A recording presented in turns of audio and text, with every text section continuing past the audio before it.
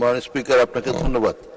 সাতক্ষীরা সদর উপজেলায় বিভিন্ন ধরনের সড়কের ভঙ্গুর অবস্থা ও বেহাল দশা হতে জনসাধারণের গাড়ি চলাচলের উপযোগী করে তোলার জন্য নতুন সড়ক নির্মাণ ও ভঙ্গুর সড়কগুলিকে এলজিডি বিজ্ঞান প্রকল্প থেকে রক্ষণাবেক্ষণ মেরামতের কাজ চলমান রয়েছে। LGD local government COVID-19 response and recovery প্রজেক্টের আওতায় সাতক্ষীরা পৌরসভার সড়ক, ব্রিজ, কালভার্ট ও জলাবদ্ধতা নিরসনে ড্রেন নির্মাণের জন্য মোট 11.99 কোটি টাকার সংস্থান আছে।